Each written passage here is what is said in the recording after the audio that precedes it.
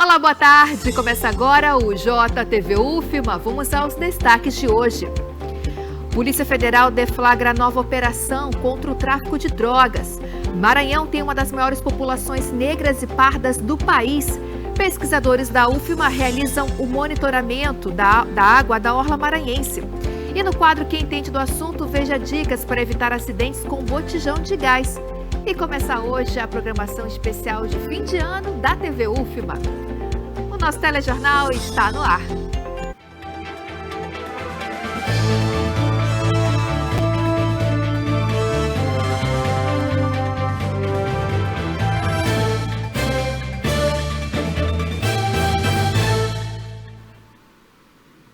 Quarta-feira, 20 de dezembro, vamos aos destaques de hoje com o Giro de Notícias.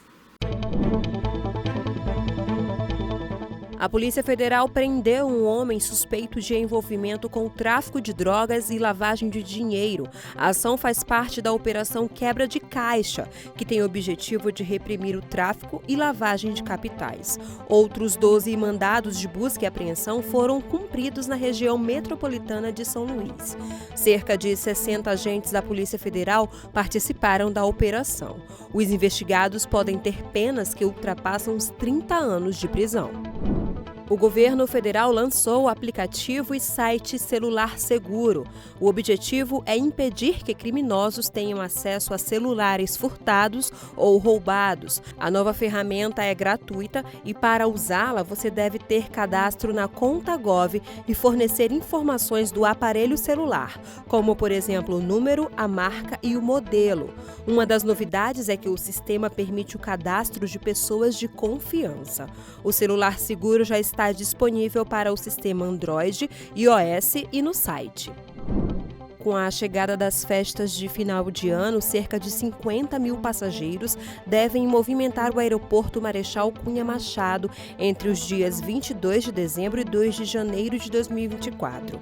A estimativa é da empresa que administra o terminal, que informou que a partir do dia 24 até o início do ano que vem serão 349 operações de voos.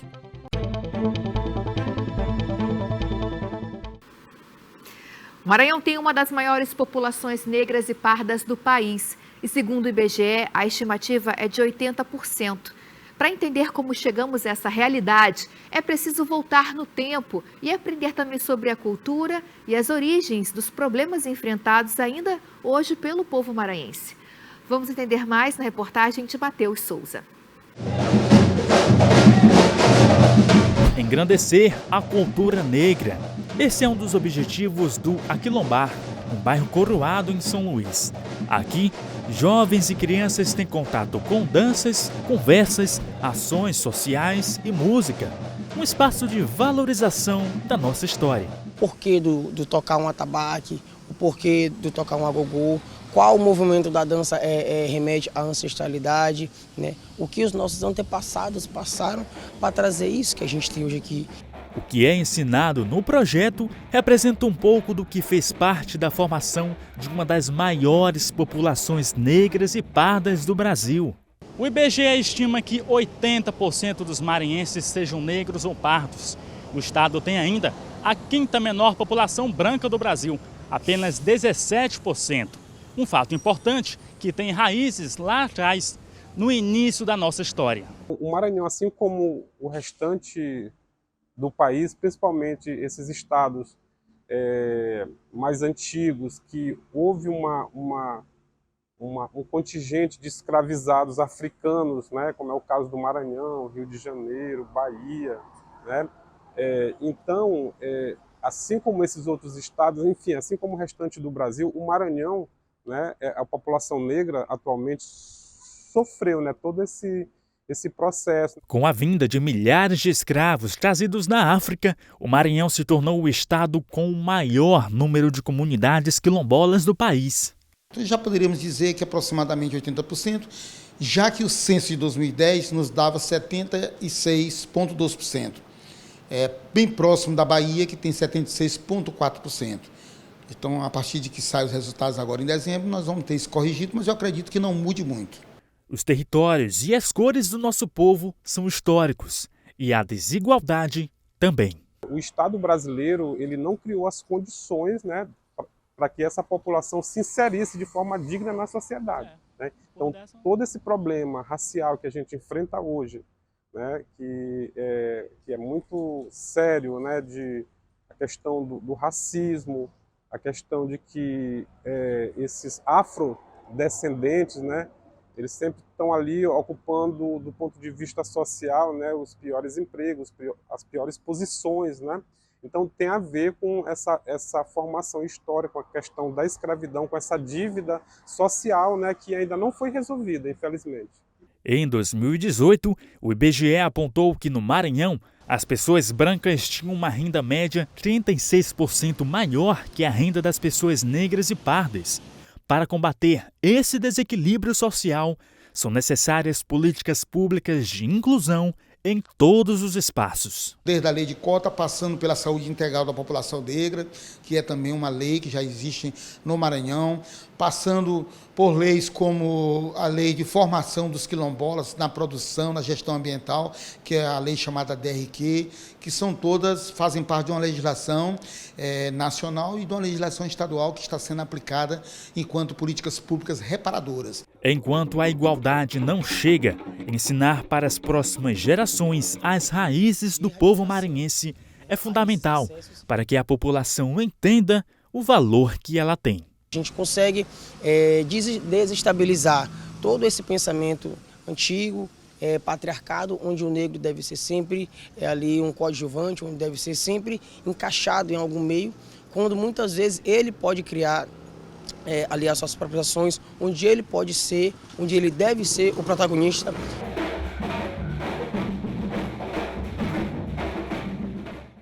Fundamental ensinar para as próximas gerações, né, as raízes do povo maranhense. Então, belo trabalho do Aquilombar. Olha, gente, o Maranhão possui o segundo maior litoral do Brasil e uma rica biodiversidade. Mas, por outro lado, são grandes os desafios para manter a qualidade da água do nosso litoral, que ainda sofre muito com a poluição. Pesquisadores da UFMA têm realizado um projeto para monitorar a qualidade da água. Vamos saber mais no quadro Em Dia com a Ciência.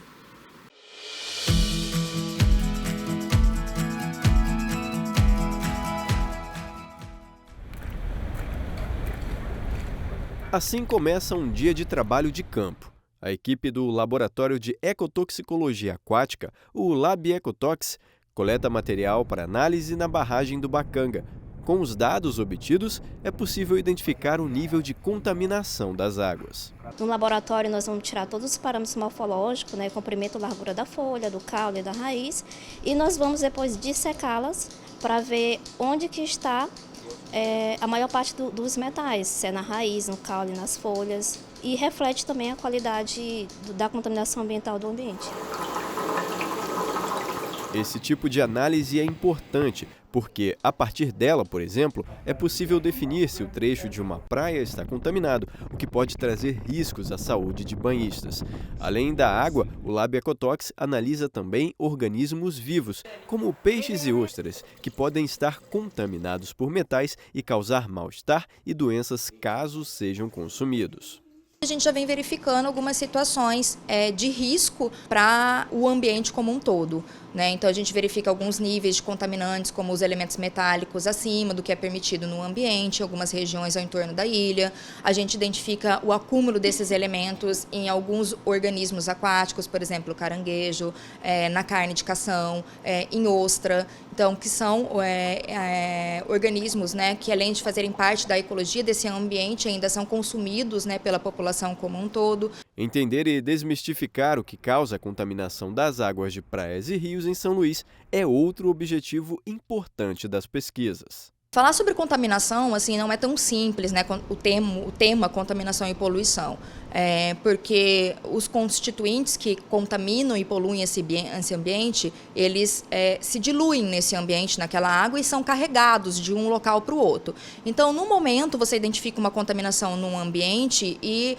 posteriormente, pode ser que você não identifique mais aquela mesma contaminação naquele mesmo local, porque essa contaminação, ela caminha, digamos assim, dentro desse ambiente. Então, ela pode estar uma hora no sedimento, uma hora na água, outra hora no organismo, e ela pode estar num ponto e daqui daqui a um mês ela pode estar a 200 metros de distância daquele ponto e não está mais naquele ponto. E isso é algo que tem que ficar muito claro, né, para a população como um todo, até mesmo na interpretação das informações que são passadas, né, para o público. As pesquisas têm gerado artigos e dados importantes que ajudam a entender o cenário geral da contaminação do meio ambiente em São Luís. Isso é ciência na prática e, por exemplo, pode até ajudar na tomada de decisões do poder público para combater problemas relacionados. Ou seja, é uma atividade de extrema importância, mas o trabalho não para por aí. Outra linha de atuação da equipe do Lab Ecotox é a divulgação científica por meio do projeto de extensão Viva Mar. Com ações em escolas de São Luís e uma página no Instagram, eles promovem a conscientização sobre os cuidados com o meio ambiente de forma democrática. Levar o conhecimento até as crianças, porque muitas delas, né, principalmente da escola pública, não têm o conhecimento. Então a gente visa levar o conhecimento do impacto do meio ambiente, tanto para a saúde do meio ambiente, tanto para a saúde pública, que somos nós. Então isso motiva muito as crianças, elas tratam a gente com muito carinho. A gente leva animais para elas e elas gostam muito, e elas abraçam a gente, então é um carinho muito grande que a gente tem essa troca, né, com as crianças e com a gente como professores, né, levando educação ambiental para eles.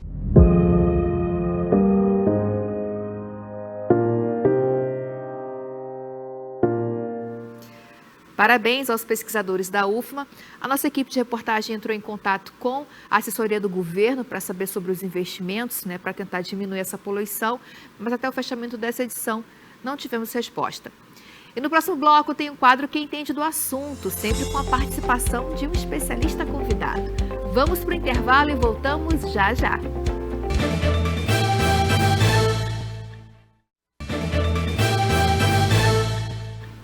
Estamos de volta e o campus da UFMA de Pinheiro realizou um trabalho importante para a inauguração do Memorial Padre Riso. Vamos conferir. Um espaço que relembra a história da construção de Pinheiro, um dos municípios mais tradicionais do Maranhão. O memorial ao Padre Luigi Riso celebra o pároco italiano que teve papel fundamental para o desenvolvimento da educação de Pinheiro. Desde quando atracou na cidade pela primeira vez na década de 60, Padre Riso, que era missionário do Sagrado Coração, entendeu que aquele lugar precisava de um projeto de desenvolvimento. E tudo começou pela educação. O padre foi responsável pela criação de várias creches e escolas que puderam atender aqueles que mais precisavam. Seu legado, portanto, se confunde com a história da cidade. E foi pensando nisso que a missionária Iranilde Soares, que conviveu com Luigi, passou a liderar o projeto de construção do memorial. E todo o processo contou com o auxílio da Diocese de Pinheiro, dos familiares do padre na Itália e também da comunidade em geral. A Universidade Federal do Maranhão também teve papel importante, com a curadoria de Ítalo Santiroc, professor do Departamento de História da UFMA, e de Patrícia Martins, professora do curso de Licenciatura em Ciências Humanas do campus de Pinheiro, o espaço passou a ser desenhado. Além de celebrar as ações do Padre Riso na região da Baixada Maranhense, o objetivo do local é relembrar a atuação dos missionários do Sagrado Coração de Jesus e dos bispos diocesanos que contribuíram para a construção da Diocese de Pinheiro. O memorial terá espaço para mostras e exposições temporárias, além de ser um centro de formação com espaços para a realização de cursos e pesquisas.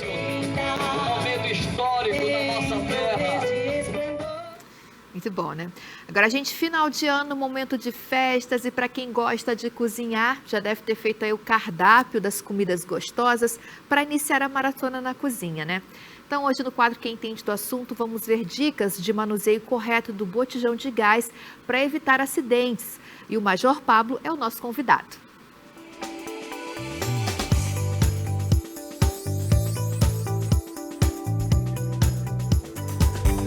É correto passar esponja e sabão para saber se o botijão de gás está vazando? Bom, tem duas situações. A primeira, você vai passar sabão para ver se o gás está vazando. Nisso aí, você pode passar uma espuminha com sabão para ver se o gás está vazando. O que não pode, pegar um sabão em barra, tirar uma lasquinha daquele sabão e botar no botijão para estancar o vazamento.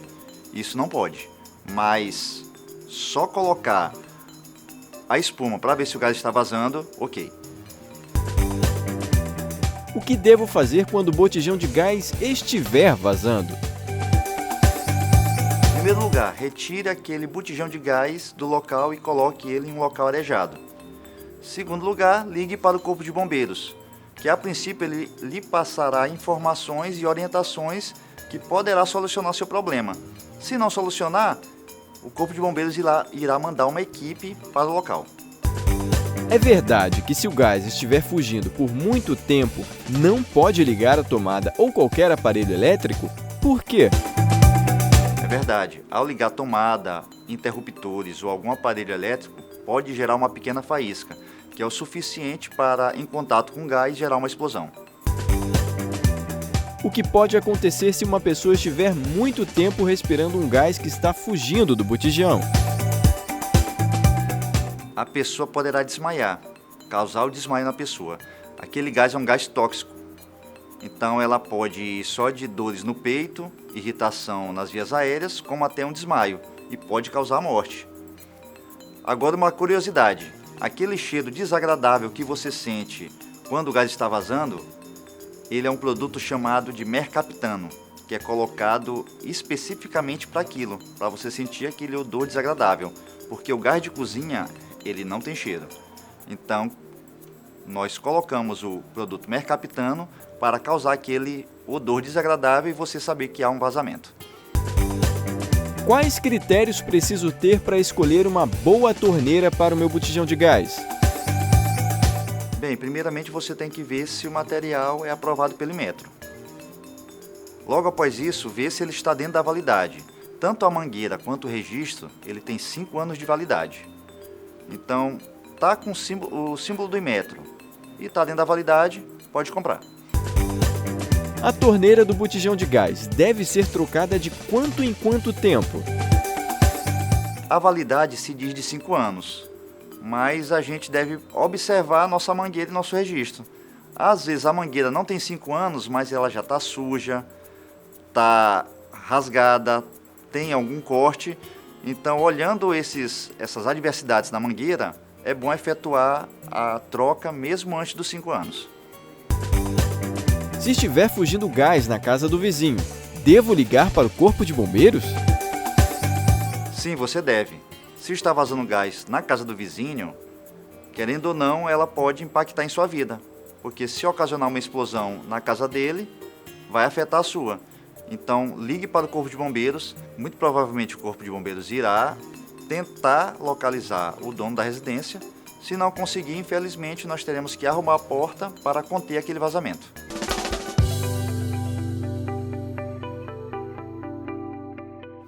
Então ficam as dicas para garantir a sua segurança, né? E por falar em festas, olha, para este final de ano, a TV UFMA preparou uma programação muito especial. Com cultura, música, cinema, jornalismo, a programação começa hoje, hein? Vamos conferir.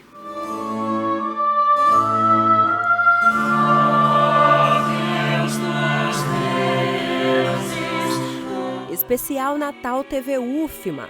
Na telinha da emissora, muita música, cinema e o melhor do jornalismo produzido ao longo de 2023. Para começar hoje, quarta-feira, às 21 horas, tem o É Música Especial Natal Bumba Ópera, com a cantata Uma Estrelinha Apareceu, do compositor Gustavo Correia, uma obra original maranhense com um sotaque universal da música barroca.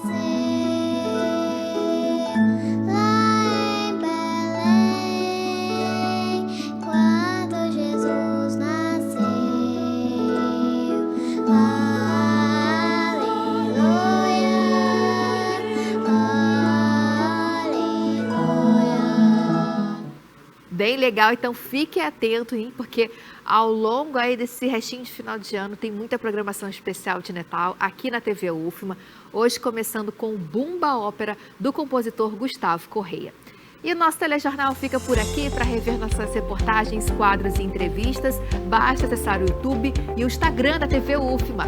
Acompanhe também o resumo com as principais notícias do dia no programa Destaques JTV UFMA às 18h30. Uma ótima quarta-feira para você.